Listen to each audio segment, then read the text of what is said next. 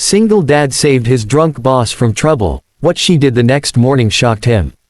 The rain was coming down hard that night, the kind that erased streetlights into blurred halos and turned the city into a trembling reflection of regret, when a single exhausted father made a choice that would quietly rewrite both his life and his boss's forever. He had already lost so much, already carried more weight than any man should, and yet in one unexpected moment, he stepped into the storm for someone who had never once noticed his pain. That decision, born in silence and soaked in rain, would lead to a morning neither of them could have imagined. If you believe in kindness, second chances, and unseen sacrifices, take a moment right now to like this video, share it with someone who needs hope, comment your thoughts, and subscribe to the channel. Stories like this only reach more hearts when people like you choose to spread them. Ethan Miller's life had narrowed to a careful routine built around survival. Every morning began before sunrise in a small apartment that smelled faintly of instant coffee and laundry detergent. He moved quietly so he would not wake his 6-year-old daughter, Lily, too early, brushing his teeth in the dim kitchen light and packing her lunch with the same gentle precision he used for everything these days. Since his wife's passing 2 years earlier, time had become his strictest employer. There was no room for mistakes. One missed alarm, one late paycheck, one bad decision could unravel everything he had fought to hold together. By day, Ethan worked as a mid-level analyst at a fast-growing marketing firm downtown. It was not his dream job, but it paid just enough to cover rent, childcare, and the endless invisible costs of raising a child alone. His boss, Victoria Hale, was known throughout the office as sharp, ambitious, and untouchable. She wore success like armor, moving through meetings with authority and confidence that intimidated most employees. To Ethan, she was simply another obstacle in a long list of pressures. She demanded perfection, rewarded results, and rarely noticed the quiet man who stayed late, fixed mistakes, and never complained. That Friday had already been long before the night truly began. Ethan had stayed late to finish a last-minute report after his babysitter canceled, forcing him to bring Lily to the office and tuck her into a spare conference room with a blanket and cartoons on his phone.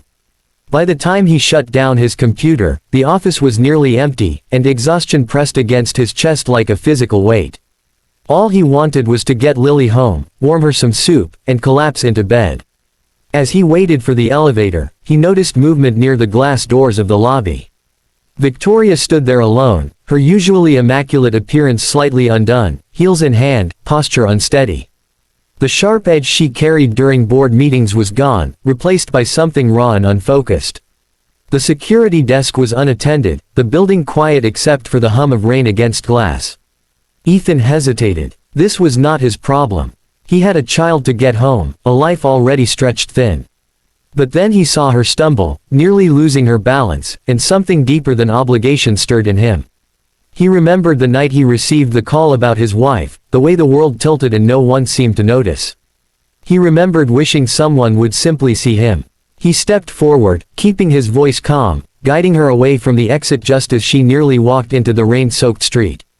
He helped her sit, found water, and realized quickly that she was in no state to drive. The city outside was alive with danger, flashing lights, late-night traffic, and consequences that could destroy a career in a single arrest. For someone like Victoria, public scandal would be merciless. Ethan made a decision without ceremony. He called a rideshare, waited with her, and ignored the growing ache in his own plans. Lily slept against his shoulder, unaware of the moment unfolding. When the car arrived, Ethan gave the driver instructions, ensured Victoria was safely inside, and even followed the ride on his phone until it reached her building. He made sure she got inside before finally turning toward home, soaked, late, and drained. He never told anyone what happened. By Monday morning, it felt like something that belonged to another version of reality, one he barely had time to process. Life returned to its usual pressure. Meetings, deadlines, school pickups, grocery budgets, and silent exhaustion filled his days. Victoria returned to the office as she always did, composed and commanding, showing no sign that she even remembered that night. Then the whispers started. An unexpected meeting appeared on Ethan's calendar, scheduled early, marked urgent. His stomach tightened. In his experience, surprise meetings rarely brought good news.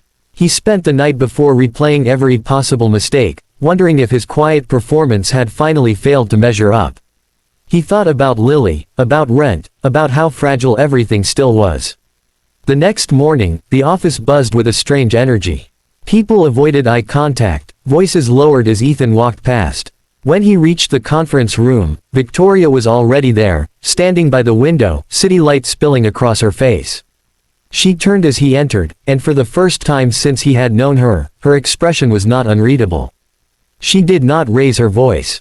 She did not sit behind the table like a judge. Instead, she spoke with a steadiness that felt practiced but emotional underneath. She acknowledged the night he thought she had forgotten. She admitted, without excuses, that she had been reckless, overwhelmed, and dangerously close to destroying her own life.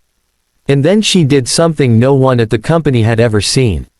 She thanked him, not in passing, not casually, but fully, openly, with an understanding that what he had done was not part of his job, not required, and not expected.